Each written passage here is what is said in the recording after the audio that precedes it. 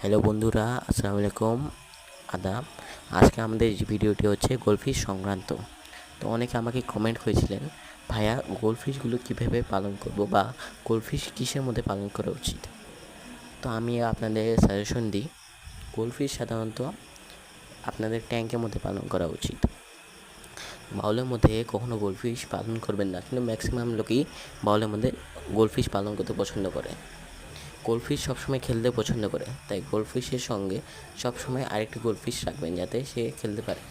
আর আরেকটা কথা মাস্ট, গোল্ডফিশে বেশি কোনো ডিজাইন এসব পছন্দ নয়। তাই আপনি যদি গোল্ডফিশকে এমনিও খালি ট্যাঙ্কে রাখেন তাও হবে, কিন্তু ট্যাঙ্কটি পরিষ্কার হতে হবে। তার সাথে আরেকটি জরুরি জিনিস বিদ্যমান, অক্সিজেন প্রবাহ।